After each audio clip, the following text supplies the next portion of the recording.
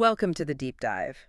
Today we're doing something a little different. We're taking one huge story, maybe the story of the 20th century Apollo 11, and using it as a kind of a key. A key to unlock, well, not just history, but language itself. Yeah, Yeah, exactly. We want to use this incredible journey, this epic voyage to explore human achievement, risk, and maybe most importantly for you listening, some really powerful English vocabulary. hmm because this deep dive, it's really about understanding how we use language to capture these huge human experiences.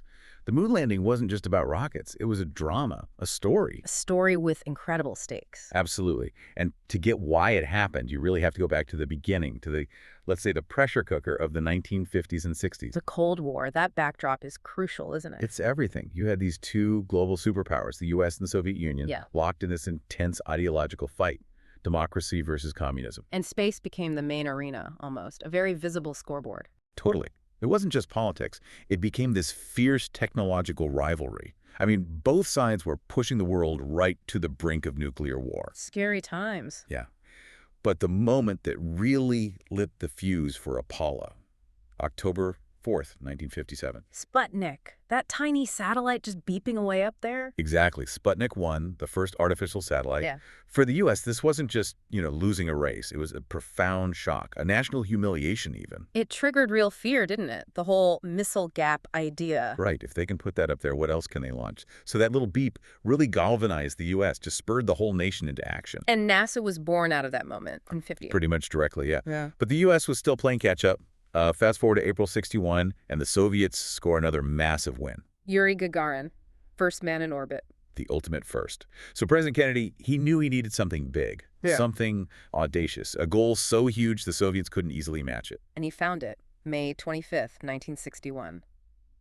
That speech. The grand vow, to land a man on the moon and bring him back safely before the end of the decade. Which sounds incredible now, but back then, I mean, the technology just wasn't there, was it? Not even close. It was a breathtaking goal.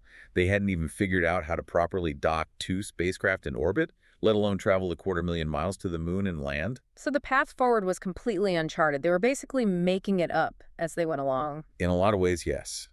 They bet America's prestige billions of dollars on a target they didn't have a clear map for. Talk about pressure. Okay, so that sets the stage. Act 2 then is, how do you actually do that? Yeah, the preparation. The sources constantly use the word Herculean, and it fits. The scale was just enormous. Unbelievable. The Apollo program became the biggest peacetime mobilization of resources in American history. You're talking 400,000 people. 400,000 trying to coordinate that. It must have been an unprecedented logistical nightmare. Totally. Designing everything from scratch rockets, navigation, life support computers, all while managing this giant workforce spread across the country. And the planning had to be absolutely meticulous. Yeah. One tiny mistake. Could doom the whole thing. Did it run smoothly, though? I mean, with that many cooks in the kitchen? Well, the public saw unity. But yeah, the sources definitely show friction. Constant debates, engineering arguments, like the whole all-up testing thing for the Saturn V. What was that? Basically deciding to launch the whole massive rocket, fully stacked and crewed, on its very first test flight. Hugely risky. Saved time, but many thought it was reckless. But the clock was ticking, right? The decade deadline. Exactly. Politics and rivalry meant sometimes, speed beat caution. So at the very top of this massive pyramid of effort, you have the crew, 3 men. Right. And they were almost like archetypes, carefully chosen. You had Neil Armstrong, the commander, very calm, famously stoic, the consummate professional, quiet, precise. Okay. And Buzz Aldrin, the lunar module pilot. Different vibe. Very different. Brilliant guy, literally wrote his doctoral thesis on orbital rendezvous, but much more driven, competitive, more gregarious than Armstrong. That contrast was key. Armstrong, the cool hand. Aldrin, the intense intellect. Sort of, yeah.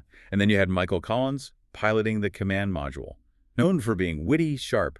But he had maybe the toughest job psychologically. A solitary vigil, orbiting the moon alone while the others landed. We'll come back to him. For sure. And the machine carrying them.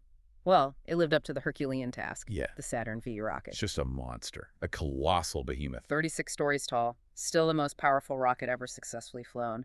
The sheer power at launch. Yeah, the G-forces must have been intense. Oh, yeah.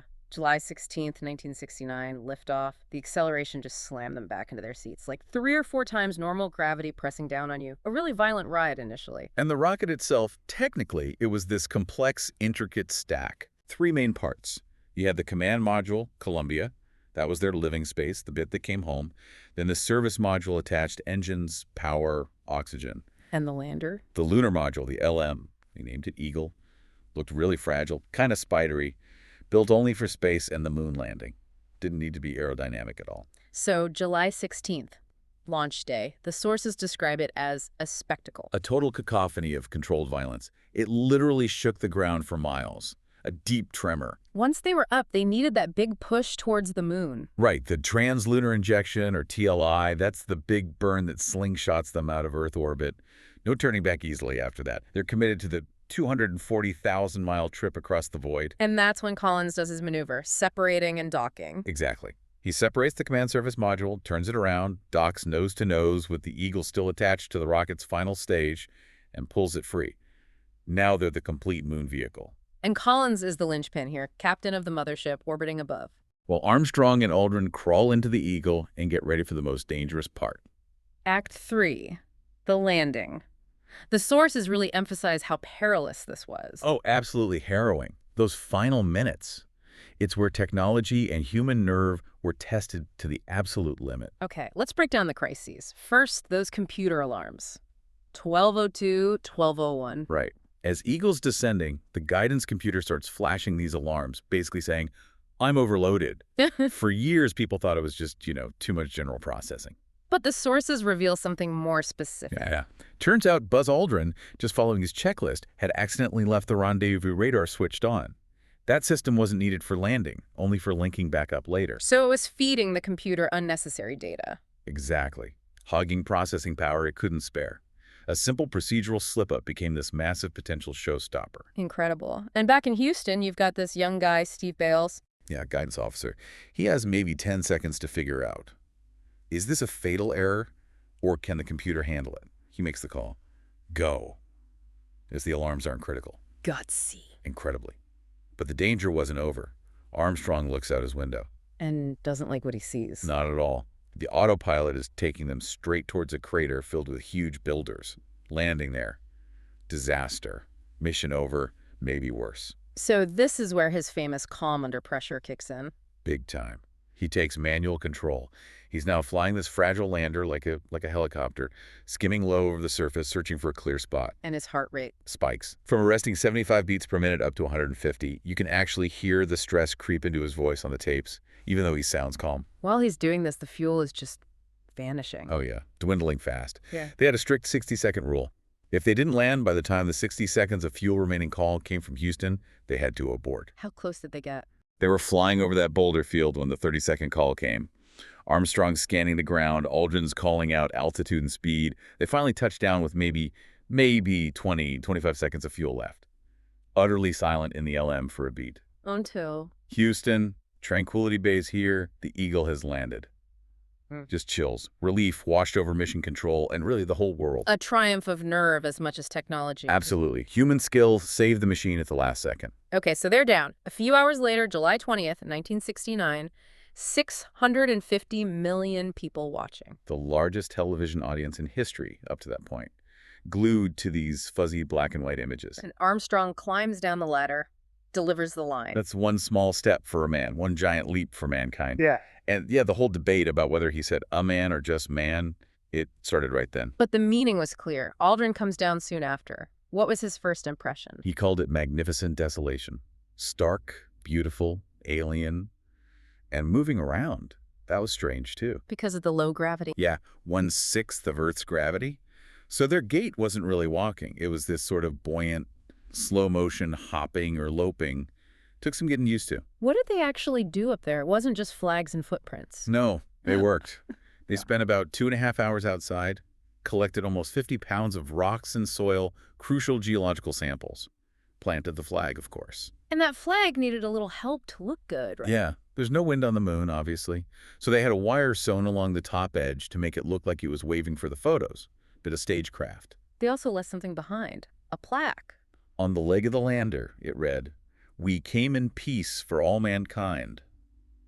A message meant to rise above the Cold War stuff. While all this history is happening on the surface, let's not forget Michael Collins. Right. Act 4 is Colin's story. Up there, completely isolated. That part of the mission always struck me as incredibly poignant. It really is. Every 2 hours, his orbit took him around the far side of the moon. For 48 minutes each time, total radio silence. No contact with Earth, no contact with Armstrong and Aldrin. Nobody. The most alone human being in history, basically. Has to be. He later wrote about seeing the tiny, fragile Earth out one window and the stark gray moon filling the other. He was the only person not on a world. A really unique, maybe terrifying perspective. Hard to even imagine. But thankfully, the ascent, the rendezvous, docking with Collins, it all went A perfectly. huge relief. Another incredibly complex set of maneuvers. They jettisoned the Eagle's ascent stage, and the command module, Columbia, headed for home, splashed down in the Pacific. Recovery by the USS Hornet. Mission accomplished, almost. There was still the quarantine, wasn't there? Ah, yes. The great anticlimax, because nobody knew for sure about, well, moon germs. They stuck the heroes in this modified trailer, an isolation unit, for 21 days. Strict quarantine. Worried about some unknown contagion from the moon? Exactly. Seems a bit quaint now, but back then it was a genuine scientific concern. Can you imagine? You just flew to the moon, and now you're stuck in a trailer. Rough. But looking back now, the legacy, it's huge. It was born from rivalry, yes, but the effect seemed almost unifying. Absolutely. It transcended the politics in that moment. It became this shared human achievement. And it connects to this idea scientists and astronauts talk about. Overview effect. Precisely.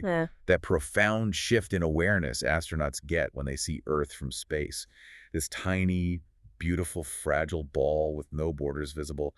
Apollo 11 kind of gave the whole world a taste of that feeling, a sense of shared destiny on this one planet. It's a powerful idea, and it brings us back to where we started language. We've used words like perilous, galvanize, poignant, Herculean. Now, hopefully for you listening, those words aren't just definitions. Right. They're tied to the real drama.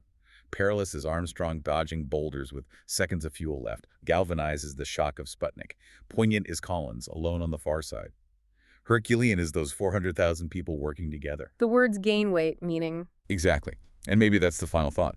Apollo 11 was this massive collective endeavor. Hundreds of thousands of people focused on one goal, culminating in one small step. taken with incredible individual poise under pressure. So it's this amazing interplay between the power of the group and the power of the individual at the critical moment. A lot to think about there. What does that balance between collective effort and individual nerve mean to you? Something to mull over from the story of Apollo 11. Thanks for joining us on this deep dive. Until next time, keep exploring.